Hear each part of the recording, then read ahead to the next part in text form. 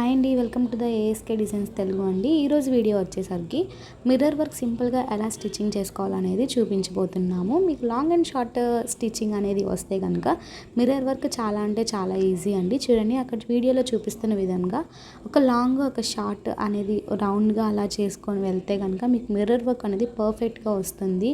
Compulsory long and short అనేది ఆ stitching అనేది ఉండాలండి. చూడండి, అక్కడ ఎట్లా స్టిచ్చింగ్ చేస్తున్నాము అనేది చాలా స్లోగా వీడియో క్లారిటీగా అనేది చూపిస్తున్నాము మీకు.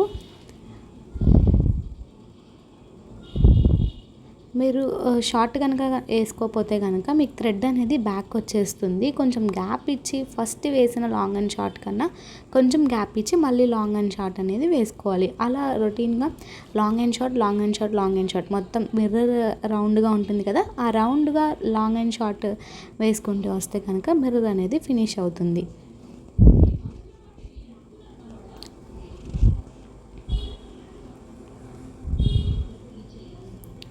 మీకు మగ్గం వర్క్ సింపుల్గా నేర్చుకోవాలనుకుంటే కనుక లాంగ్ అండ్ షార్ట్ అనేది చాలా వెరీ ఇంపార్టెంట్ స్టిచ్ అండి. లాంగ్ అండ్ షార్ట్ వస్తే కనుక మీకు అన్ని స్టిచెస్ మ్యాక్సిమం వచ్చేసినట్లే.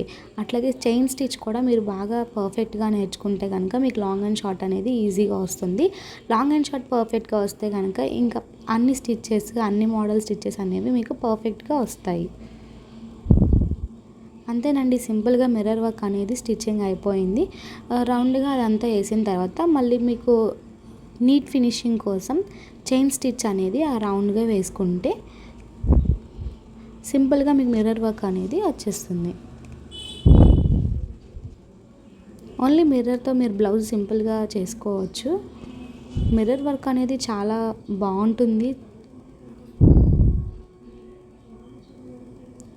చూశారు కదా వీడియోలోని మిర్రర్ వర్క్ అదేనండి.